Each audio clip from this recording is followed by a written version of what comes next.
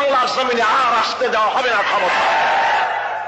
ধর্ষণ দিয়ে, সন্ত্রাস দিয়ে, খুন দিয়ে সব শেষ করেছে। তারপরে এদেরকে ক্ষমতায় আসতে দেওয়া যাবে না, এই কারণে দলীয়করণ, আত্মীয়করণ, বংশীয়করণের ইতিহাসের নিকৃষ্টতম দৃষ্টান্ত তারা এই জাতির সামনে পেশ করেছে। একেবারে টয়লেট কিপার থেকে শুরু করে সর্বোচ্চ পর্যায় পর্যন্ত নাম নিলাম না, সব দলীয়করণ করেছে তারা।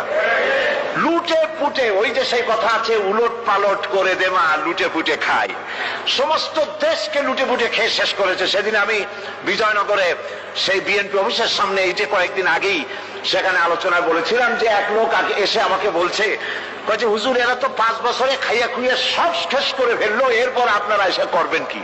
বললাম দেখেন, রমজান মাসে যখন, জুলাই মাস বা জুন মাসে যখন রোজা হয়, 12 ঘন্টা রোজা রাখার পর ইফতারের সময় কেমন খাইতে ইচ্ছা করে? কয় যে হুজুর সামনে যে শরবত থাকে, চানাচুর থাকে, পেঁয়াজি, বেগুনি, তারপরে তরমুজ, যা কিছু থাকে, শুধু ফলমূল আর শরবত না, শরবত থাকে যে গ্লাসে, যে জগে, ওগুলো শুদ্ধ খাইতে ইচ্ছা করে। বললাম 12 ঘন্টা রোজা রেখে যদি গ্লাস ঘটি বাটি শুদ্ধ খাইতে ইচ্ছা করে, ওরা তো 21 বছর রোজা রাখছে, সমস্ত বাংলাদেশ চেটে পুটে খেয়ে সব শেষ করে দিয়েছে। জাতির ভাগ্য ভালো, এরা এই সাবেক প্রধানমন্ত্রী শেখ হাসিনা ভাগাভাগি করে 2 বোনে যে বলে না, এই যে আমাদের এক বোনকে বঙ্গভবন দেওয়া লাগবে আর এক বোনকে গণভবন দেওয়া লাগবে, জাতির কপাল কত ভালো।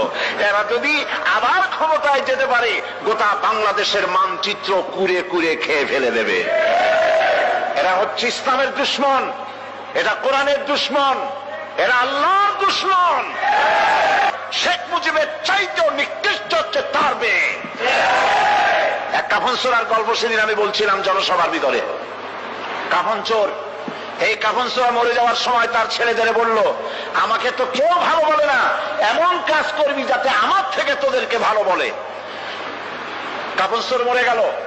এরপরে কাফন চোর আর ছেলেরা চুরি করতেছে, কেউ আর বাপেরে ভালো কয় না, ও ছেলেরা বাপও চুরি করতে, এরাও চুরি করে। ছেলেরা মিটিং করলো যে বাপেরে তো কেউ ভালো কয় না, তো কি করা যায়? শেষ পর্যন্ত তারা এক কাজ করলো নতুন করে, শুধু কাপড়ই তারা চুরি করে না, কাপড়টা চুরি করে লাশটার গলায় দড়ি বাঁধিয়ে গাছে ঝুলাইতে আরম্ভ করলো। লোকেরা বলা আরম্ভ করলো, এর থেকে তোর বাপ ভালো ছিল। ওর বাপে তো শুধু কাপড় চুরি করেছে, ওর বাপে তো কোন লাশ ঝুলায় রাখে না, এ শয়তানের তো লাশও ঝুলায় রাখলো। আজকে জাতীয় কথা বলতেছে, শেখ মুজিব তো তার মেয়ের মতো সাইকুল হাদিস গ্রেফতার করে নাই, মাদ্রাসা বন্ধ করে নাই, আলেমদেরকে অত্যাচার করে না। এই মুজিবের চাইতে নিকৃষ্ট বেহায়া তার মেয়ে। একজন মহিলা হয়ে তিনি মুসলমানের মেয়ে বলে দাবি করেন, আমরাও মনে করি একজন মুসলমানের মেয়ে, কিন্তু কোন মহিলা পরপুরুষের সাথে হাত মিলাতে পারে না, হারাম। তিনি যত পুরুষের সাথে দেখা উনি হাত মিলান, শুধু তাই নয়, পরপুরুষের দেওয়া হাতে চুমা উনি গ্রহণ করেন। আমি পল্টনে বলেছিলাম, পার্লামেন্টে আমি বলেছি তার সামনে, আপনি মুসলমান, যেই কপালটা দিয়া কাবা শরীফে সেজদা করছেন, যেই কপালটা দিয়া মদিনায় সেজদা করেছেন রাসূলুল্লাহর রওজায়, রাসূলুল্লাহর মসজিদে, সেই কপালটা নিয়ে কলকাতায় গেলেন, আর কাফের গুজরাল আপনার কপালে যখন হাত দিল তিলক পরাবার জন্য, কেন আপনি বলতে পারলেন না, বেয়াদব, আমি মুসলমানের মেয়ে, আমার গায়ে তুই হাত দিতে পারিস না?